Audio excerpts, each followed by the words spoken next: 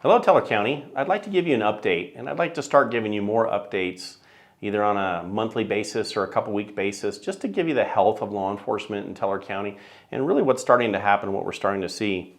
I can tell you that one of the biggest things that we've been dealing with lately has been House Bill 23-1100, which was an anti-ICE bill, which really was an anti-teller bill and really focused only on teller. I think it's important to note that the legislative body, through the House and through the Senate, of these people that produced this bill, not all of the lawmakers, but a certain group that allowed this or pushed forward on this bill, really did something I haven't seen in the state of Colorado before, but I think we're starting to see more and more of. One, it went after one county. Two, it went after a 23-year contract with the U.S. government and ICE for the housing of inmates, which reduced the income for the county by quite a bit, which is an unfunded mandate and strips different proceeds that we receive for doing that, which is a savings towards taxpayers. Three, it allowed us to work closely with ICE in the attempt to deal with some of the surging crime that was happening in Colorado. What I mean by that is this, is when you have a criminal that's arrested in the state of Colorado, he goes through the judicial system and is incarcerated in the state of Colorado. When they're released, on a lot of the different ways people are being released now, and some of these people are suspects in homicides or have been convicted of homicides, assaults, different sexual type crimes, and just a whole lot of nasty crimes. When they're released, they release them in the state of Colorado back to the communities, even if they are here illegally. Well, what this did was this program allowed ICE to arrest someone, bring them to our facility, and we would hold them while they find a location to send them to so that they could go through the court processes for removal of these individuals outside of the United States. So we were the spoke of a wheel that assists with that and gave extra housing. So when that was removed, we no longer can do those types of holds starting January 1st. Now, what was really the end game for, I think, the ACLU and these lawmakers was to remove our ability to work with the 287G program. Now, that program is totally different. That's a program where I send deputies to become ICE agents or federal agents, and they have federal arrest authorities when people come through my jail that have committed crimes. So then my jail deputies can actually put on a different hat and become a federal agent in the arrest of those parties for ICE. And then we would hold them under an IGSA contract for long-term holding. Now, it doesn't sound like a lot, but really we've only had very few people come through that program.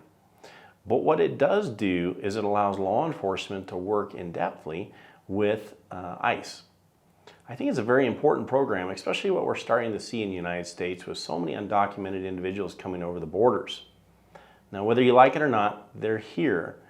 And the thing is as long as they're not committing crimes, the Teller County Sheriff's Office and many law enforcement agencies do not have the time to deal with those issues. That is strictly an ICE and immigration issue.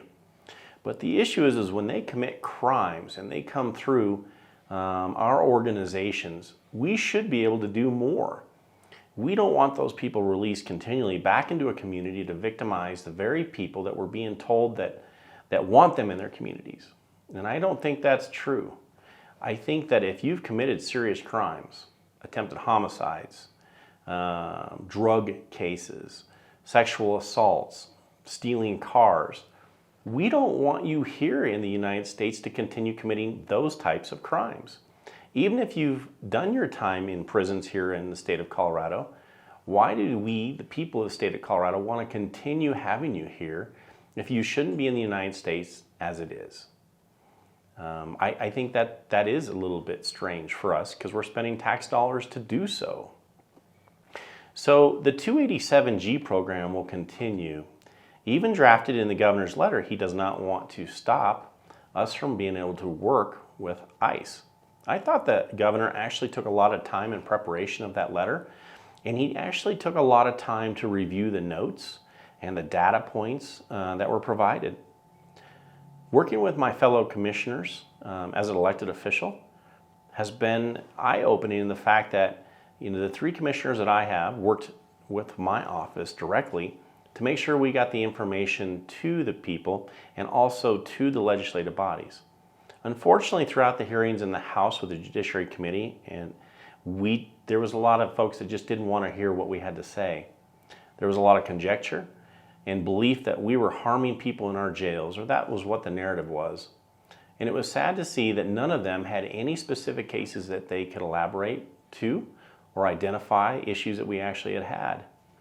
Second, when we went to the Senate, went through the Judiciary Committee, we had struck a deal that they would allow our county and Moffat County with the Democratic body to do this.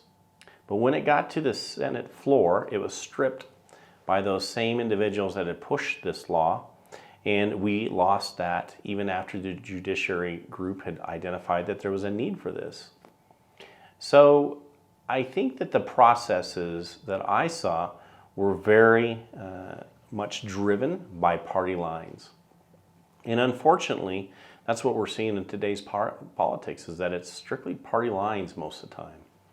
I think on this case, I think there was a lot of, though, even Democrats and Republicans that didn't want this to happen. Because of what it really does is identifies that the state of Colorado can go after one county for one contract, and you become a strict target and pushed by backers of the ACLU. I think that's a very strong message to the rest of Colorado, that we have to stand together on these issues or you'll be picked to pieces. The commissioners and I were able to really work hard and work with the governor's office on this. I was very proud of the fact the governor did review it and did give what I thought was a very good brief in his letter about this situation. So even with that, I believe the 287G program will still continue. And at this time, we'll just leave it at that, because I know our attorneys are still working on this issue, and we'll see where it comes out. The governor did pledge to assist us with some of the tax or the revenues that were lost. But I think for me, it's really what I was after was more of being able to arrest people that needed to be arrested and to continue holding people that shouldn't be here for ICE and work with ICE. Because we're one cog in that very large machine, and we're all Americans. So right now, that's where we're going with this case with 23-1100. We'll see what it actually has to do. Our attorneys are still working through the issues with it. But I will say, I think that we're still in good shape for doing the programs that we've already started. Thank you, Teller County. I hope to be able to brief you more often as to the things that are happening in Teller County and abroad, and I hope to see you soon.